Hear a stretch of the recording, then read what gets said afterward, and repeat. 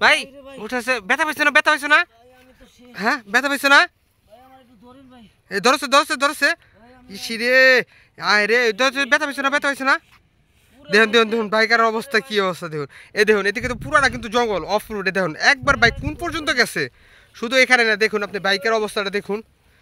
ইসিরে ভাই, হ্যাঁ ব্যথা পাইছে না একবারে? আরে দেখুন দেখুন দেখুন দেখুন। বাইক আর কই আছে, বাইক কই আছে। ইসিরে আল্লাহ বাঁচাইছে রে। যেরকম আসলে কি জানেন, এরকম এই যে অফ রোডে যারা রাইড করে না, দেখুন তার কিন্তু ভুলটা এখানে হয়েছে। ইস দেখো দেখো দেখো দেখো তো উঠায় পারবো কিনা। ইস দেখো ওই উঠা উঠা উঠা উঠা দি, উঠাচ্ছে দি।